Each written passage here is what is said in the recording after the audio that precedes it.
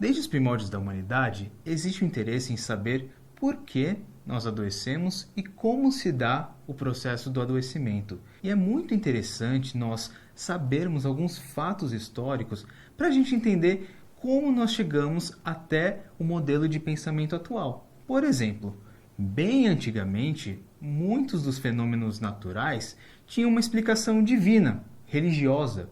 E com as doenças não era diferente. Às vezes as pessoas adoeciam e isso era atribuído aos deuses ou um castigo divino.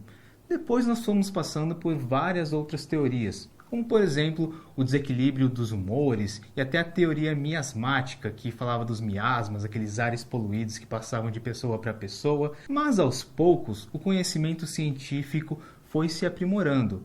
Nós fomos estudando a microbiologia, a anatomia, a fisiologia humana e fomos nos aproximando do conhecimento técnico-científico que nós temos hoje. E é aí que entra o conceito de história natural da doença. É um modo como uma doença se inicia e se desenvolve se nós não fizermos nenhuma intervenção para mudar o seu curso natural. E nesse contexto surgem dois indivíduos, o Level e o Clark, que descrevem um modelo. Esse modelo é como se fosse uma sequência de eventos, uma linha do tempo que pudesse se encaixar na história natural da maioria das doenças, principalmente pensando nas doenças infecto-contagiosas e nas doenças crônicas. E isso é bastante cobrado em prova, então a gente precisa entender quais são as fases dessa história natural da doença proposta pelo Level e pelo Clark. Então vamos imaginar comigo uma linha do tempo. Lá no começo dessa linha do tempo, nós estamos em um período que não existe doença. O indivíduo está saudável. Esse período é chamado de período pré-patogênico ou período de susceptibilidade. Nesse momento, o ser humano, os agentes etiológicos e o meio ambiente estão convivendo em harmonia, em equilíbrio. Porém, vai chegar em algum momento em que vai ter uma ruptura desse equilíbrio. Por exemplo, pode ser que o vírus que estava ali no ambiente infecte o ser humano e desencadeie um processo de infecção.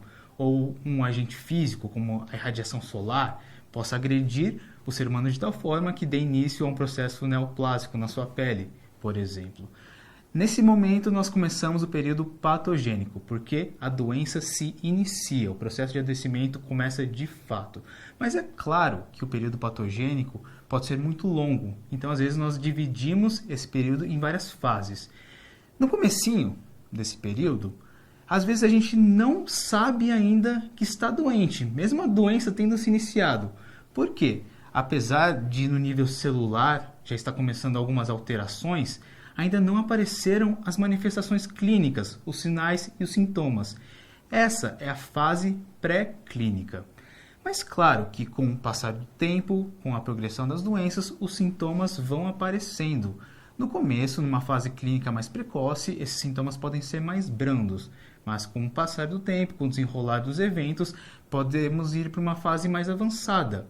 E por fim, nós caminhamos para um desfecho dessa história. Toda história precisa de um final, então aqui não é diferente, nós caminhamos para um desfecho.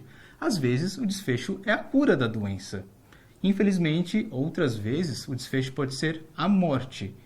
E muito frequentemente, nós ficamos ali no meio termo. Nós partimos por um período de convalescença e recuperação e acaba existindo alguma limitação residual. Então, a pessoa não morreu, não se curou totalmente, houve alguma limitação ali que sobrou. Ah, Fábio, muito bonita essa linha do tempo, muito interessante essa historinha, mas vem cá. Por que eu tenho que estudar essa matéria para a prova? Bom, na verdade, o grande mérito do Level e do Clark não foi nem a descrição da história natural da doença por si só, mas a utilidade desse modelo é que nós conseguimos pensar em prevenção. O que é prevenção? É uma intervenção que visa mudar o curso natural da doença, de modo a gente melhorar o prognóstico para o nosso paciente. Então a gente vai tentar diminuir a mortalidade decorrente daquela doença, diminuir a morbidade e, de vez em quando, até tentar fazer com que o paciente nem venha a adoecer. E dependendo de onde eu agir nessa história natural da doença, a minha prevenção vai ter diferentes classificações. Ela vai poder ser de diferentes níveis.